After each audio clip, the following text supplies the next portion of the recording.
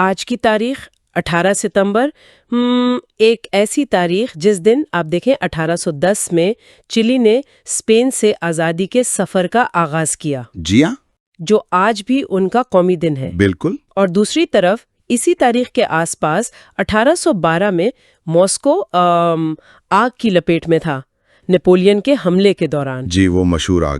تو یہ دن دنیا بھر میں بہت سے آپ کہہ لیں رنگ سمیٹے ہوئے ہیں۔ یقیناً۔ آج ہم 18 ستمبر کی تاریخ میں تھوڑا گہرائی سے اتر رہے ہیں۔ ہمارے پاس مختلف ذرائع ہیں جیسے ویکیپیڈیا کے اردو اور انگریزی صفحات، جی، جو باقیات، پیدائشیں، وفات سب کا احاطہ کرتے ہیں۔ بالکل۔ اور ہمارا مقصد صرف یہ نہیں کہ فہرست بتا دیں، نہیں، صرف فہرست نہیں۔ بلکہ ان کے درمیان جو روابط ہیں، جو اہمیت ہے، اسے سمجھنا ہے۔ صحیح۔ کہ یہ دن مختلف زمانوں میں مختلف علاقوں میں کیا معنی رکھتا ہے۔ جی، تو آئیے اس تاریخی سفر کا آغاز کرتے ہیں۔ ضرور۔ عالمی سیاست سے بات شروع کرتے ہیں۔ چلی کی آزادی کا تو ہم نے ذکر کر ہی لیا۔ جی، 1810 لاطینی امریکہ کے لیے ایک اہم موڑ۔ بالکل، لیکن اسی دن بین الاقوام سطح پر بھی کچھ دلچسپ ہوا ہے نا؟ جی ہاں، بالکل۔ بین الاقوامی اداروں کی تاریخ میں دیکھیں تو 18 ستمبر کافی نمایاں ہے۔ اچھا۔ مثال کے طور پر 1934 میں سوویت یونین اسی دن لیگ آف نیشنز یعنی جمعیت الاقوام کا ممبر بنا۔ اوہ! اور پھر بعد میں اقوام متحدہ میں بھی کئی ممالک اسی تاریخ کو شامل ہوئے۔ اچھا، کون کون سے ممالک؟ جیسے 1973 میں مشرقی اور مغربی جرمنی ایک ساتھ؟ سرد جنگ کے دوران، یہ تو واقعی غیر معمولی بات ہے۔ جی ہاں۔ اور 1962 میں کئی نئے آزاد ممالک افریقہ اور کیریبین سے، روانڈا، جمیکا وغیرہ۔ تو یہ تاریخ عالمی سطح پر مطلب رکنیت اور شناخت حاصل کرنے کی کوششوں کو دکھاتی ہے۔ بالکل، عالمی سٹیج پر آنے کی۔ کیا یہ محض اتفاق لگتا ہے کہ اتنے سارے ممالک اسی دن شامل ہوئے یا کوئی وجہ؟ ہو سکتا ہے اقوام متحدہ کے اجلاسوں کا شیڈول اس میں کردار ادا کرتا ہو۔ اکثر جنرل اسمبلی سپٹمبر میں شروع ہوتی ہے۔ یہ ممکن ہے۔ تو نئی رکنیت کی درخواستیں شاید اسی دوران منظور ہوتی ہوں، لیکن جرمنی جیسی مثالیں ان کی علامتی اہمیت بھی ہے۔ صحیح۔ یہ ایک دن میں عالمی سیاست کے بدلتے رنگ دکھاتا ہے۔ اب ذرا برے صغیر کی طرف آئیں۔ 18 سپٹمبر 1948 آپریشن پولو کا اختتام۔ جی ہاں، ریاست حیدرآباد کا بھارت میں انضمام۔ یہ تو تقسیم ہند کے فوراً بعد کا ایک بہت بڑا واقعہ تھا۔ بالکل، خطے کا نقشہ بدل گیا، ایک اہم موڑ تھا برے صغیر کی تاریخ کا۔ اور پھر 1965 کی جنگ۔ ہاں، پاک بھارت جنگ۔ اسی دوران 18 سپٹمبر کو ہی سوویت یونین نے دونوں ملکوں کے سربراہان کو تاشقند میں جنگ بندی مذاکرات کی دعوت دی۔ اچھا، ماسکو نے؟ جی، ماسکو نے۔ یہ دکھاتا ہے کہ عالمی طاقتیں کیسے علاقائی تنازعات میں اپنا کردار ادا کرتی رہی ہیں۔ صحیح کہا۔ اب امریکہ کی طرف چلتے ہیں، وہاں بھی یہ دن اہم ہے۔ 1793 میں کیپٹل ہل کی عمارت کا سنگ بنیاد رکھا گیا۔ جی، واشنگٹن ڈی سی میں امریکی جمہوریت کی علامت۔ اور پھر کئی سال بعد 1947 میں نیشنل سیکیورٹی ایکٹ منظور ہوا۔ یہ تو بہت بڑی تبدیلی لگتی ہے۔ یقیناً، انہیں بہت بڑی تبدیلی تھی۔ اس ایکٹ نے امریکی دفاعی اور انٹیلیجنس اداروں کی پوری ساختی بدل دی۔ اچھا، کس طرح؟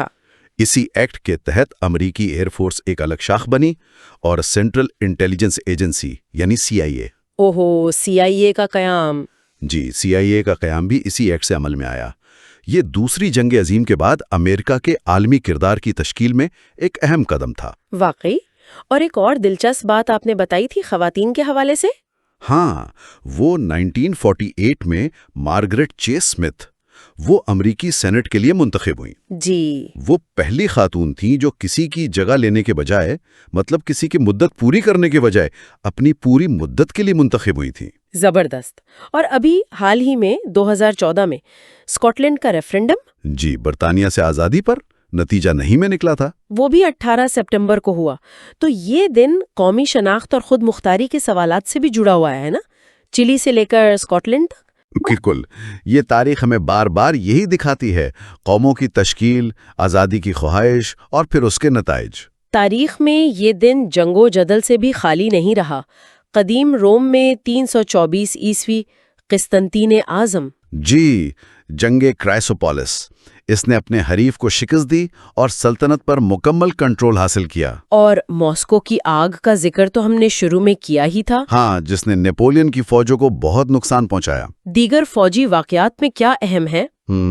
1931 کا میگڈن واقعہ بہت اہم ہے۔ میگڈن واقعہ وہ کیا تھا؟ یہ بظاہر ایک معمولی ریل پٹری پر دھماکہ تھا چین میں، اچھا، لیکن جاپان نے اسے بہانہ بنایا منچوریا پر حملہ کرنے اور قبضہ جمانے کے لیے۔ اوہ، تو یہ ایک طرح سے دوسری جنگ عظیم کی طرف ایک قدم تھا؟ جی ہاں، یہ ان اہم واقعات میں شمار ہوتا ہے جو دوسری جنگ عظیم کا پیش خیمہ بنے۔ اسی طرح 1863 میں امریکی خانہ جنگی کی ایک بہت خون ریز جنگ چکامگا، اس کا آغاز بھی اسی دن ہوا۔ دوسری جنگ عظیم کے دوران بھی 18 ستمبر کو اہم واقعات ہوئے۔ ایک طرف ہٹلر کا حکم، جی 1943 میں ڈنمارک کے یہودیوں کو ملک بدر کرنے کا حکم، ایک تاریخ باب۔ اور دوسری طرف 1944 میں اتحادی افواج کی کامیابی۔ ہاں، آپریشن مارکیٹ گارڈن کے دوران نیدرلینڈز کا شہر آئنڈہوون آزاد کرایا گیا۔ تو جنگ کے دوران امید اور تباہی دونوں پہلو نظر آتے ہیں۔ بالکل، اور ایک انتہائی آپ کہیں افسوسناک واقعہ بھی 1944 میں پیش آیا۔ وہ کیا تھا؟ برطانوی آبدوز HMS ٹریڈونڈ نے ایک جاپانی جہاز جونیو مارو کو ڈبو دیا۔ او خدایا! اس پر ہزاروں جنگی قیدی اور جبری مزدور سوار تھے۔ تقریباً 5600 لوگ ہلاک ہوئے۔ 5600؟ یہ تو بہت بڑا سانحہ ہے۔ جی، جنگ کے دوران ہونے والے بڑے بحری سانحات میں سے ایک گنا جاتا ہے۔ جنگوں کے بعد پھر امن کی کوششیں، لیکن ان میں بھی سانحات ہوئے۔ 1961 میں داگ ہما شولڈ، جی، اقوام متحدہ کے سیکرٹری جنرل کانگو میں امن مشن پر جا رہے تھے جب ان کا ہوائی جہاز حادثے کا شکار ہو گیا۔ ان کی موت تو ایک بڑا عالمی صدمہ تھی۔ جی ہاں، وہ ایک انتہائی قابل سفارتکار تھے، اور ان کی موت آج تک کچھ لوگ کہتے ہیں پراسرار ہے۔ انہیں بعد از مرگ نوبل امن انعام بھی ملا۔ ان کا مشن کتنا اہم تھا افریقہ کے لیے؟ بہت اہم۔ افریقہ میں نئے آزاد ممالک کو جو چیلنجز درپیش تھے اور عالمی طاقتوں کی مداخلت، ان سب کو سمجھنے کے لیے ان کا کام اہم ہے۔ افسوس کی بات یہ ہے کہ یہ دن حالیہ برسوں میں بھی تشدد سے جڑا رہا ہے۔ 2015 میں پشاور کے قریب بڈ بیر ایئر بیس پر حملہ، جی، جس میں سیکیورٹی اہلکار، نمازی اور حملہ آور سب ہلاک ہوئے۔ اور پھر 2016 میں بھارت کے زیر انتظام کشمیر میں اڑی حملہ۔ ہاں، فوجی کیمپ پر حملہ۔ یہ واقعات ہمیں یاد دلاتے ہیں کہ خطے میں تنازعات ابھی ختم نہیں ہوئے۔ یہ واقعات دکھاتے ہیں کہ تاریخ کے زخم کتنے گہرے ہوتے ہیں، اور امن ایک مسلسل جدوجہد ہے۔ بالکل، چلیں اب کچھ ثقافتی اور سائنسی میدانوں کی بات کرتے ہیں۔ 1837 نیو یارک ٹفنی اینڈ کو، جی، اس کی بنیاد رکھی گئی۔ آج تو ایک بہت بڑا لگژری برانڈ ہے۔ لیکن شروع میں ایک چھوٹی سی دکان تھی۔ ہاں، اور میڈیا کی دنیا میں دو بڑے نام۔ کون سے؟ 1851 میں دی نیو یارک ڈیلی ٹائمز کا پہلا شمارہ، جو آج دی نیو یارک ٹائمز ہے۔ اچھا۔ اور 1927 میں CBS یعنی کولمبیا براڈ کاسٹنگ سسٹم، اس نے ریڈیو نشریات شروع کی۔ واہ، یہ دونوں ادارے تو امریکی اور عالمی میڈیا پر بہت گہرا اثر رکھتے ہیں۔ یقیناً۔ ٹیکنالوجی میں بھی کچھ دلچسپ ہوا۔ 1928 میں آٹو گائرو، جی، آٹو گائرو، اس نے انگلش چینل عبور کیا۔ یہ جہاز اور ہیلی کاپٹر کا ایک ملاپ سا تھا، ہوا بازی کی تاریخ میں ایک قدم۔ اور وہ تصویر زمین اور چاند کی، ہاں، وہ واقعی حیران کن لمحہ تھا۔ 1977 میں وویجر 1 خلائی جہاز نے بھیجی پہلی مشترکہ تصویر خلا سے۔ جی، ہمیں کائنات میں اپنی حیثیت کا ایک نیا زاویہ دکھایا اس تصویر نے۔ آپ کہہ لیں ایک کائناتی سیلفی۔ زبردست۔ اچھا، اب آتے ہیں ان شخصیات کی طرف جن کا یوم پیدائش 18 ستمبر ہے۔